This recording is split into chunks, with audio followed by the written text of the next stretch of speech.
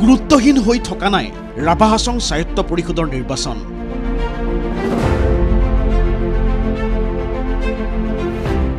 2 এপ্ৰিলৰ নিৰ্বাচনেৰে 26ৰ নিৰ্বাচনৰ আখৰা কৰিব বিচাৰিছে ৰাজনৈতিক দলবোৰে।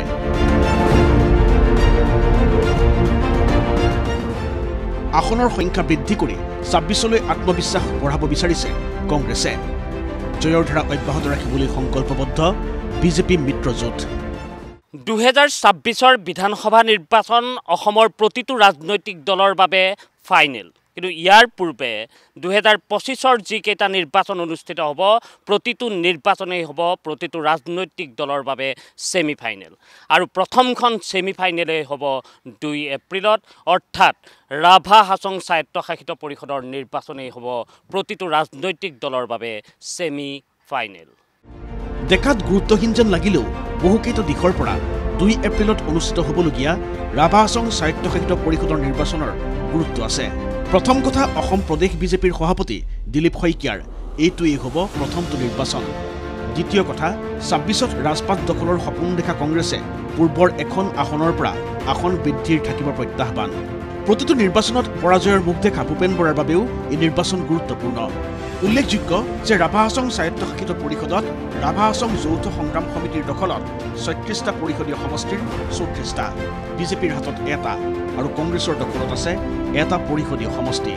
ইতিমধ্যে ৰাভা হাছং যৌথ সংগ্ৰাম সমিতিয়ে 29টা সমষ্টিত, বিজেপিয়ে 6টা পৰিষদীয় সমষ্টিত প্ৰক্ষেপ কৰিছে প্ৰাৰ্থী। 15 নম্বৰ আগিয়া সমষ্টিত যোৱাবাৰৰে আমাৰ প্ৰাৰ্থী আছিল, বিজয়ী প্ৰাৰ্থী আছিলে সুচিত্ৰা নাথ।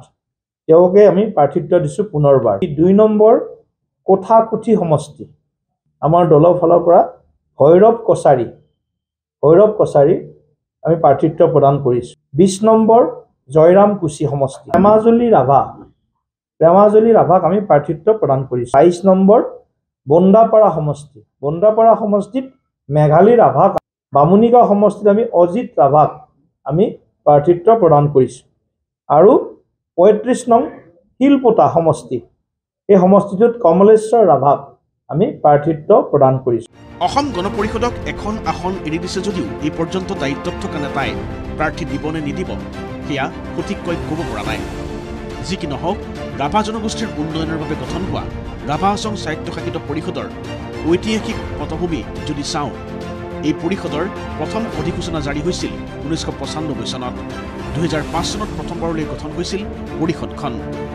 নিৰ্বাচনী দিশটোৰে যদি চোৱা যায়, প্ৰথমবাৰলৈ 2013 চনত হৈছিল ৰাভা হাছং স্বায়ত্তশাসিত পৰিষদৰ নিৰ্বাচন। 40খন আসনযুক্ত এই পৰিষদত 36 গৰাকী প্ৰতিনিধিৰ বাবে নিৰ্বাচনৰ ব্যৱস্থা থকাৰ বিপৰীতে 4 গৰাকী পাৰিষদক মনোনীত কৰাৰ নিয়ম।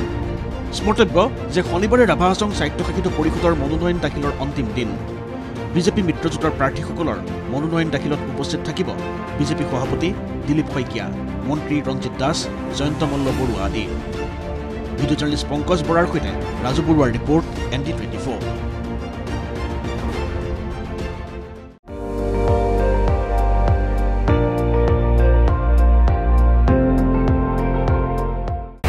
আপুনি চাই আছে ND24, সৰ্বশ্ৰেষ্ঠ নহয় সৰ্বোত্তমৰ দৌৰা।